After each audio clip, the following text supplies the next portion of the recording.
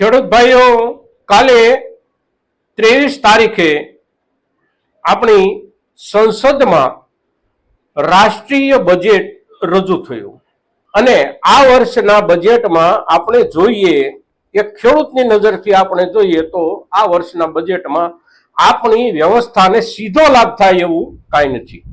હવે બજેટમાં ખેડૂત શબ્દનો ઉપયોગ તો કરવો પડે, કારણ કે દેશમાં 65% લોકો ખેતી સાથે જોડાયેલા છે. તો નાણામંત્રી હોય કે પ્રધાનમંત્રી હોય કે મંત્રીમંડળના કોઈ પણ સભ્યો હોય કે સરકાર પક્ષના માણસો હોય કે વિરોધ પક્ષના લોકો હોય, ખેડૂત શબ્દનો પ્રયોગ તો બધાએ કરવો પડે છે. હવે ખેડૂત શબ્દનો જ્યારે પ્રયોગ કરવાનો થાય છે ત્યારે નાણામંત્રીએ ખેડૂત, ખેતી અને બજેટ એને કેવી રીતે જોડ્યા છે. તો આજના દિવસે આપણે સામાન્ય જે બજેટ આવ્યું છે આ વર્ષનું એના પર આપણી સાથે જોડાયેલા મુદ્દાઓની ચર્ચા કરીએ છીએ, ત્યારે આપ સૌ આ વિડીયોમાં બન્યા રહેજો. નમસ્કાર ખેડૂત મિત્રો, જય કિસાન, જય ભારત. બજેટમાં ખેડૂત અને ખેતી એની જ્યારે આપણે ચર્ચા કરીએ છીએ ત્યારે બજેટનું જે સમગ્ર કદ છે આખું હવે પછીના વર્ષનું, અત્યારે જે બજેટ રજૂ થાય છે એ આ ફૂલ ફોર્મ બજેટ છે.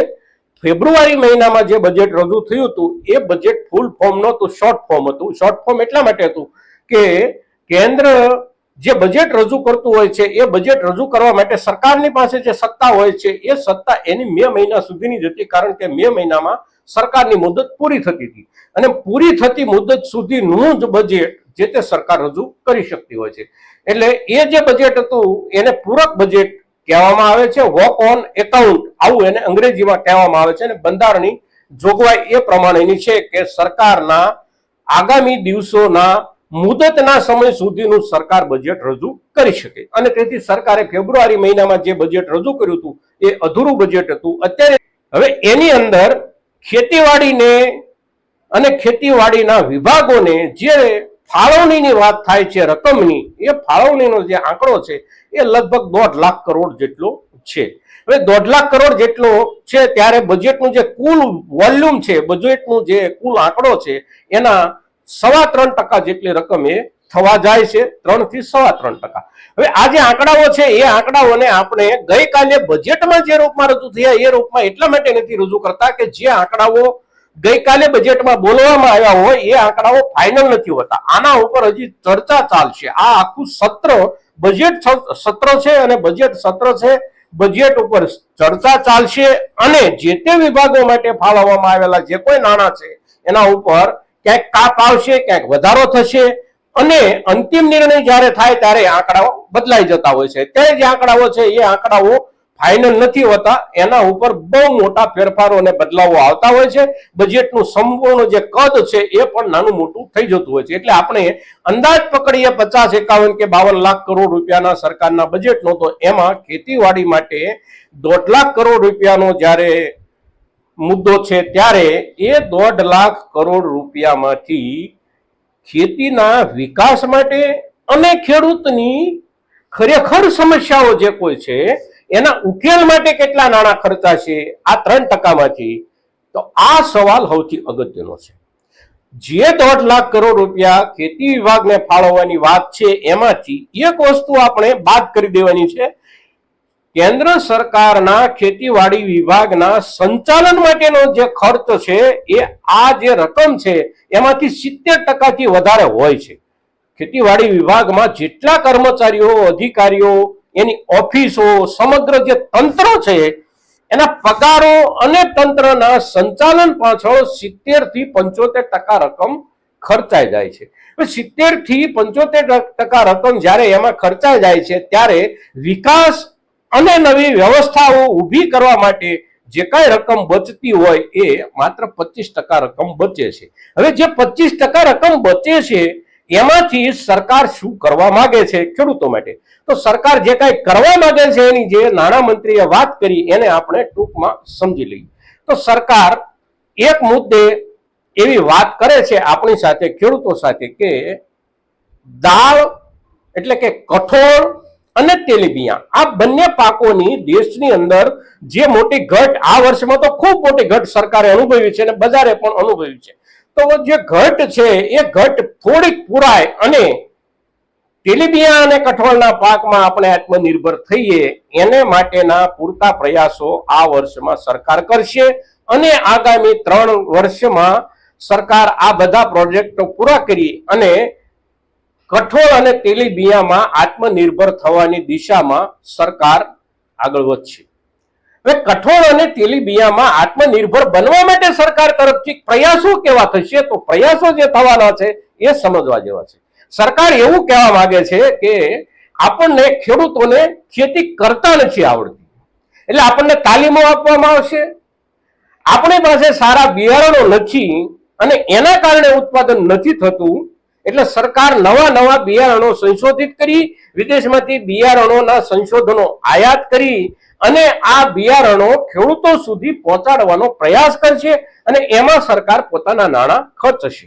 હવે કયો તેલીબિયાં કે કઠોળનો પાક એવો છે કે ખેડૂત તરીકે આપણને એના પૂરતા ભાવ મળવાના હોય અને એ ભાવોની ખાતરી સાથે સરકાર આપણી સામે આવે તો એક જ વર્ષમાં આપણે તેલીબિયાં અને કઠોળના મુદ્દે દેશની સંપૂર્ણ જરૂરિયાત પૂરી ન કરી દઈ શકીએ.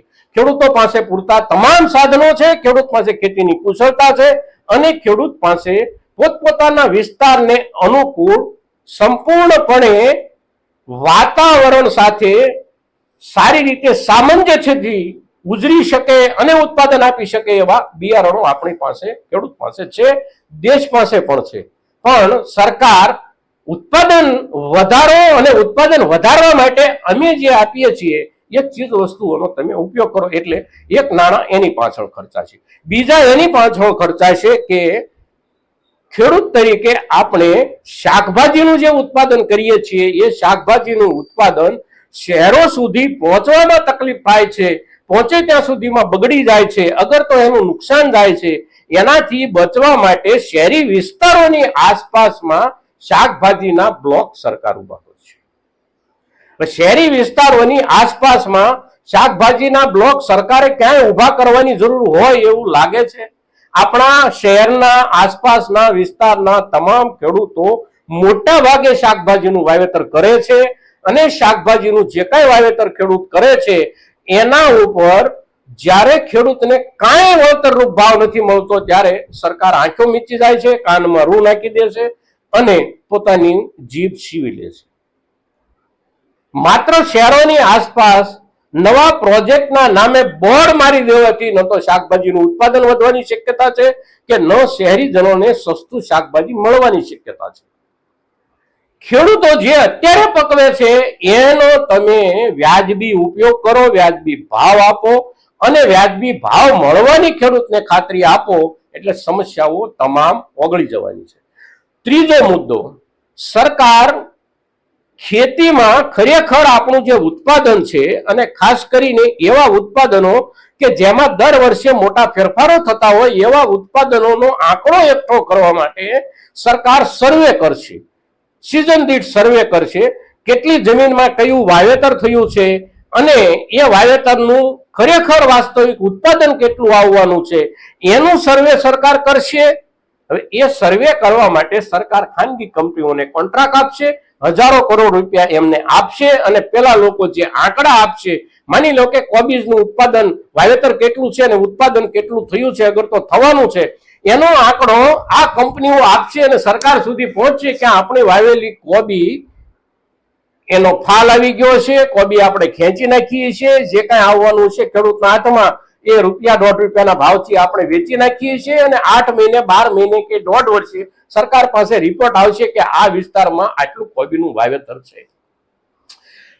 ક્રમ 5મો, સરકાર આપણી જે જમીનો છે એની માપણી માટે, ડિજિટલ માપણી માટે એક આખું તંત્ર ઊભું કરશે અને દેશના 400 જિલ્લાઓમાં આ પ્રોજેક્ટનો સરકાર અમલ કરશે અને આગામી 3 વર્ષમાં આ કાર્યક્રમ પૂરો કરશે. આપણને ગુજરાતના તમામ ખેડૂતોને આનો 100% અનુભવ છે અને આપણા દરેક ગામડાને અનુભવ છે કે આપણા મુખ્યમંત્રી આનંદીબેન પટેલ જ્યારે ગુજરાતમાં મુખ્યમંત્રી હતા ત્યારે આ ડિજિટલ જમીન માપણીનો પ્રોજેક્ટ સરકારે અમલમાં મૂક્યો હતો.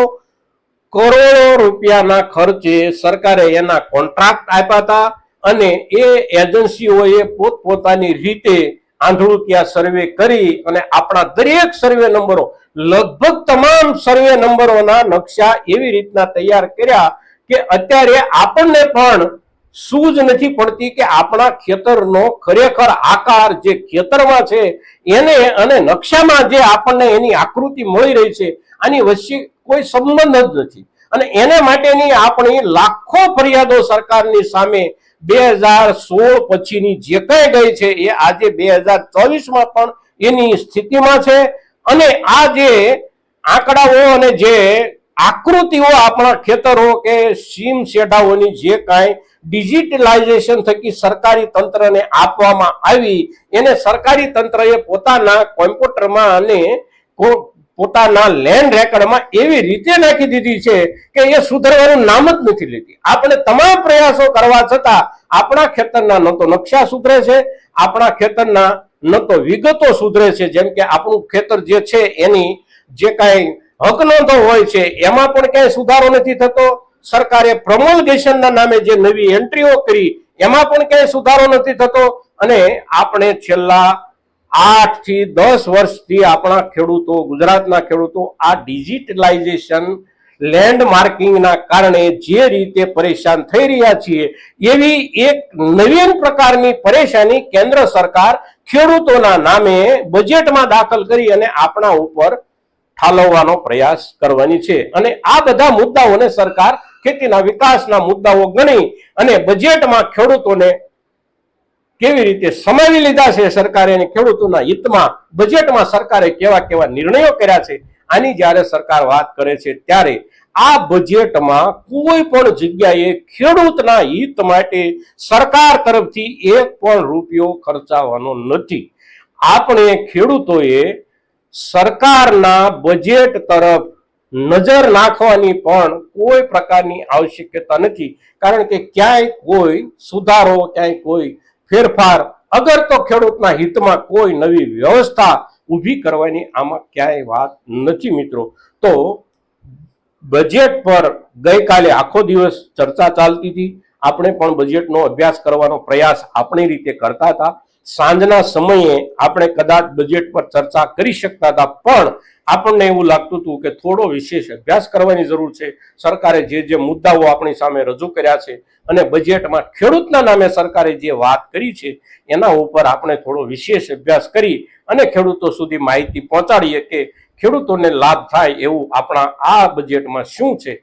તો એને માટે આપણે ગઈકાલે આખો દિવસ રાહ જોઈ છે અને અત્યાર સુધી અભ્યાસ કર્યા પછી આપણને સામાન્ય રૂપમાં એવું સમજાયું છે કે આ બજેટમાં ખેડૂત માટે ક્યાંય કશું નથી. આપણી જે સ્થિતિ હતી એ જ સ્થિતિમાં આપણે આજે પણ છીએ અને આવતીકાલે પણ હોઈશું. મિત્રો, તો બજેટ અને બજેટની ચર્ચાઓ, બજેટના મુદ્દાઓ અને એમાં આપણી ખેતીવાડી એના પર જ્યારે આપણે આ વિડીયોમાં ચર્ચા કરીએ છીએ ત્યારે મહત્તમ ખેડૂતો સુધી આપણી આ ચર્ચા પહોંચે અને બજેટ નામના ભ્રમમાંથી આપણે ખેડૂતો કમસે કમ બહાર આવી જઈએ એટલા માટે આપણો આ વિડીયો મહત્તમ ખેડૂતો સુધી પહોંચાડવાની આપ સૌની જવાબદારી આપ નિભાવશો એવી આપની પાસેથી અપેક્ષા સાથે જય કિસાન, જય ભારત.